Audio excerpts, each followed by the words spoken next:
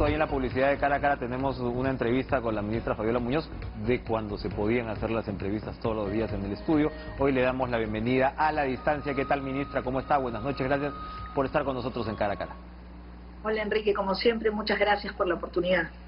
A ver, primero, antes de entrar a importantes temas sectoriales relacionados con la pandemia y sectoriales de su despacho me refiero, quería de todas maneras una opinión suya sobre esta suerte de impasse, ¿no?, efectivamente, entre el ministro de Salud, Víctor Zamora, y parte pues del gremio de dirigentes médicos. Incluso pues el señor Maguiña se ha retirado del Consejo Consultivo, han considerado que sus declaraciones han sido poco felices, desconsideradas con los médicos que están en la primera línea de batalla, y él ha reiterado, bueno, que su cargo está a disposición del presidente, y el ministro o el primer ministro Vicente Ceballos ha señalado que no está puesta sobre la mesa la renuncia del titular de salud. ¿Qué nos puede decir de esta situación? ¿Cómo va a evolucionar?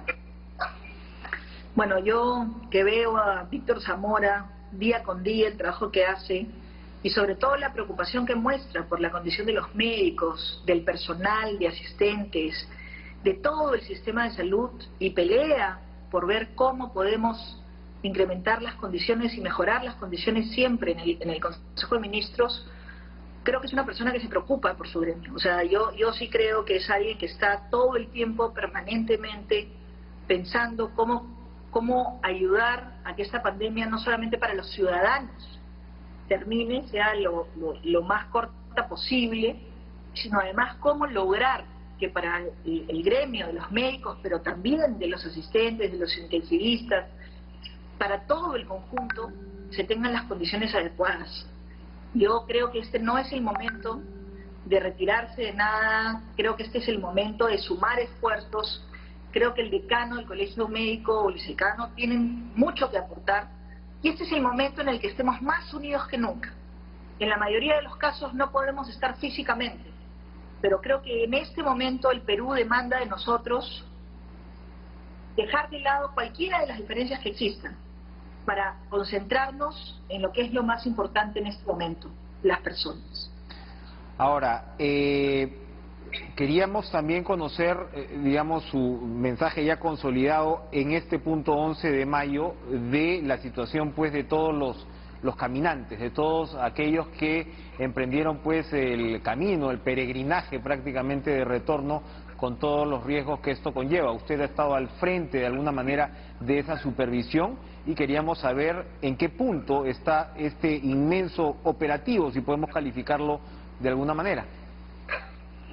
Bueno, como sabemos, ¿no?, todos deberíamos de poder cumplir nuestro aislamiento social en el lugar donde nos encontramos y tratar de contribuir con eso a salir lo menos posible, que es la medida más efectiva para evitar justamente el contagio, porque el contagio se realiza a través de las personas.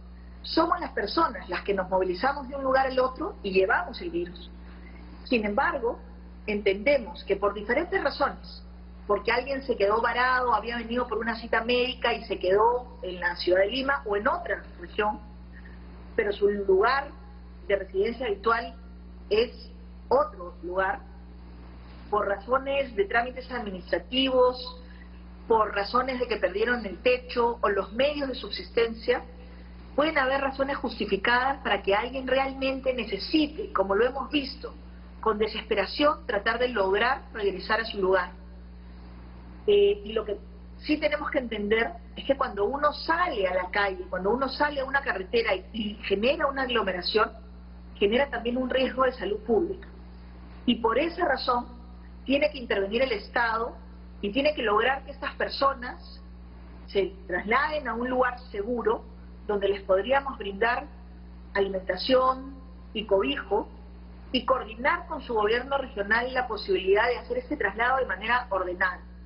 Y en el caso que el gobierno regional no pudiera realizar este traslado de manera ordenada, generar las condiciones para que las personas puedan hacer un proceso de cuarentena controlada aquí, hasta que estemos seguros, ¿no?, unos 14 días, hasta que estemos seguros de que realmente no están contagiados y puedan retornar de manera ordenada a su región, ordenada y segura. Y en ese proceso estamos. Sabemos que este retorno de la gente es un proceso progresivo que ha empezado hace poco y que probablemente va a continuar en los siguientes meses, y tenemos que estar preparados como Estado, muy articulados, gobiernos locales, gobierno regional y gobierno nacional, para hacer de este proceso un proceso lo más ordenado y seguro posible para las personas. ¿Cuáles son, digamos, las rutas de retorno que todavía acumulan, pues, a muchas personas? ¿Qué es lo que queda por lograr en este viaje de vuelta, por decirlo de alguna forma? Bueno, lo que pasa es que hay mucha gente que quiere retornar a diferentes regiones, ¿no? Y lo vamos a ir viendo conforme las personas sientan que no pueden reinsertarse o que pueden estar en riesgo de perder el trabajo o ya lo han perdido y no tienen medios de subsistencia, y eso va a ir haciendo que traten de regresar. Y entonces hemos visto gente que trata de salir por Ancón hacia Chiclayo, hacia Ancash, gente que trata de salir por el centro hacia Huancavelica o San Martín, gente que quiere ir al sur para Ayacucho, ¿no? Y Cusco y otras regiones. Y lo que hemos establecido nosotros son como lugares de albergues de contención, para ahí poder recibir a estas personas, identificar las necesidades que tienen, la región a la que se van a trasladar, y coordinar con sus gobiernos regionales este tema, y poder coordinar y ofrecer un traslado seguro. En ese proceso estamos. Todos los días tenemos nuevas personas que se encuentran en esta situación, y todos los días con los equipos, a quien yo además quiero agradecer enormemente, todo el equipo que además está haciendo un trabajo extraordinario por tratar de brindar condiciones lo más empáticas, humanas posibles a estas personas que entendemos que están atravesando un drama humanitario realmente, ¿no? Efectivamente, y todavía pues se van a ver los efectos en la economía, y como usted señala, a medida que la gente va perdiendo los medios para sobrevivir o el trabajo, es donde se produce precisamente este fenómeno de vuelta, ¿no?, hacia sus lugares de origen. Es realmente un tema humanitario, como usted señala. El decreto legislativo que tiene que ver con el tratamiento de residuos sólidos, se ha promulgado pues en el marco de estas facultades, y hay algún tipo de controversia porque hay quienes señalan que esto no tenía que ver con la pandemia. Entiendo que según la perspectiva del Ministerio tiene mucho que ver con la pandemia. Explíquenos por favor los cambios que introduce este decreto pues en la cultura del reciclaje, y por qué está relacionado con lo que estamos viviendo hoy. Sí, yo creo que hay tres partes bien importantes que tocan este tema, esta norma que modifica la Ley General de Residuos Sólidos. La primera, que tiene que ver directamente con el tema del COVID inclusive, es que cuando empezó la pandemia hubo una discusión sobre cómo debían tratarse los residuos de los pacientes en sus casas, ¿no? Muchas municipalidades planteaban que deberían ser tratados como residuos biocontaminados, y otros decían que no, como residuos domiciliarios. El ente rector en el tema de residuos domiciliarios es el Ministerio del Ambiente. El ente rector en el tema de residuos biocontaminados es el Ministerio de Salud. Pero este es un tipo de residuo que parecía ser complicado desde el punto de vista de que es un residuo de un paciente, pero no del domicilio. Entonces la verdad es que la legislación que teníamos no ponía en esa situación. Y es que esta pandemia la verdad es que nos ha puesto en situaciones que nunca hemos estado. Entonces se ha introducido un cambio que es muy importante en la legislación, que establece y recoge este supuesto. En los casos de residuos que se generen en las casas de los pacientes, ¿no?, en las casas, en los domicilios, será el Ministerio de Salud el ente que determine el tratamiento que corresponda. Con esto se zanja cualquier controversia que existiera sobre el tema del tratamiento de residuos en los domicilios de los pacientes contaminados. Y ya el MINSA se ha pronunciado básicamente estableciendo a través de DIGESA que se tratan como residuos los de pacientes COVID domiciliarios, pero yo pongo la mascarilla, pongo el papel higiénico, todo en una bolsa, la roceo con la solución de lejía, ¿no?, con la disolución que tiene que tener, y lo pongo en una segunda bolsa con el mismo tratamiento, y se tratan como residuos domiciliarios. Este es un primer cambio que aporta esta modificación de la Ley General de Residuos Sólidos. Un segundo tema es el que se ha estado conversando acerca del tema del reciclaje. Y ahí, nuevamente, hoy día estamos viendo nosotros cómo hay muchos temas ambientales que tienen que ver con los temas de salud pública. La calidad del agua, la calidad del aire, pero muchos de ellos dependen también de cómo gestionamos nosotros los residuos. Entonces, lo que tenemos que entender es que necesitamos mejorar la gestión integral de los recursos, el agua, pero también el suelo.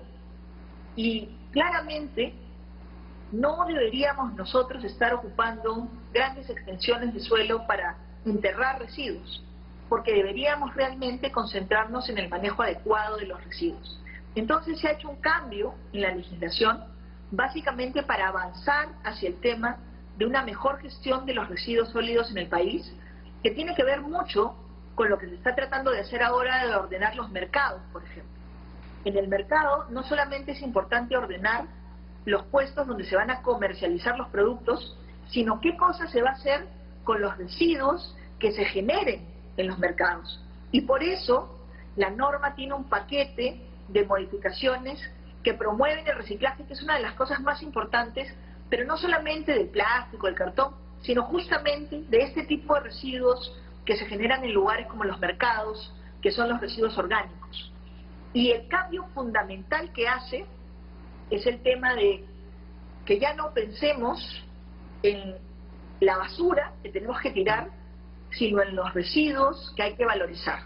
Y eso lo debemos empezar a hacer desde casa, desde los ciudadanos, separar nuestros residuos en la casa, en las oficinas, en las industrias. Entonces, el segundo cambio tiene que ver con la gestión de los residuos propiamente y cómo nos aseguramos de que no tengamos problemas ambientales que de repente nos generen otra pandemia en el futuro próximo por un tema de falta de manejo adecuado de los residuos. Y el tercer componente que también aborda la ley y que está muy vinculado a todo lo que se está haciendo hoy día en el manejo para la reactivación económica del país es generar nuevas oportunidades de negocios, nuevas oportunidades de empleo. Entonces, se han colocado algunas categorías, como por ejemplo el tema de la valorización, que nosotros creemos que es sumamente importante y que puede permitir que los sectores más pobres del país, que muchas personas que pertenecen a estos sectores están dedicadas al tema del reciclaje, hoy día puedan tener no solamente el tema del reciclaje propiamente, sino todo lo que significa el transporte, el procesamiento. Muy bien.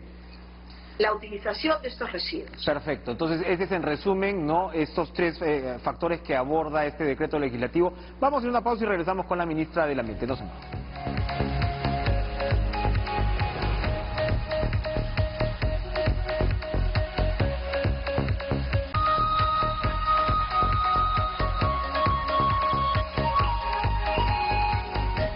Estamos con la ministra del Ambiente, Fabiola Muñoz, y nos quedan apenas 2 minutos de programa. Nos teníamos más temas porque en realidad el Ministerio del Ambiente cumple 12 años esta semana en este contexto de esta ley que usted ha calificado pues de tanta importancia.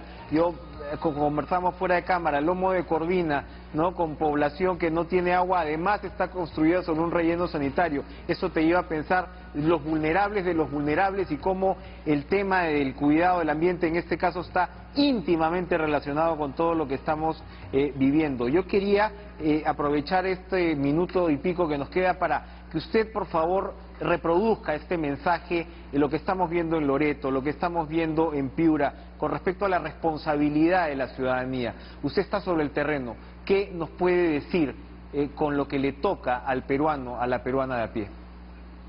Miren, no hay sistema de salud ni esfuerzo que un Estado pueda hacer para poder enfrentar la irresponsabilidad de la gente. Entendemos que las personas tienen que salir, pero a nadie la pueden obligar a estar pegado al que está adelante o al que está atrás. Si tenemos que ir a un mercado a comprar alimento, tenemos que mantener nosotros nuestra distancia. La conducta el día de hoy es que todos actuemos como si estuviéramos contagiados y no queremos contagiar a otros. Y los otros los veamos como alguien que está contagiado y no quiero que me contagie. Por lo tanto, tengo que guardar la distancia, tengo que utilizarla además que lavarme las manos cada vez que pueda, después que he tocado alguna cosa o he salido, y sobre todo, salir lo menos posible. Quedarse en casa sigue siendo hoy día la medida más efectiva. Si lo hacemos, estamos ayudando a controlar esta pandemia que ya está cobrando muchas vidas y que todavía puede seguir haciendo daño si no recapacitamos y no mejoramos nuestra propia conducta. Fabiola Muñoz, ministra del Ambiente, muchas gracias por este mensaje, muchas gracias por estar con nosotros. Efectivamente, la curva va a avanzar como avance nuestra cultura ciudadana, nuestra solidaridad, nuestro sentido de patria y de respeto al prójimo y a nosotros mismos. Tengan ustedes una excelente noche, sigan con la programación de TVT.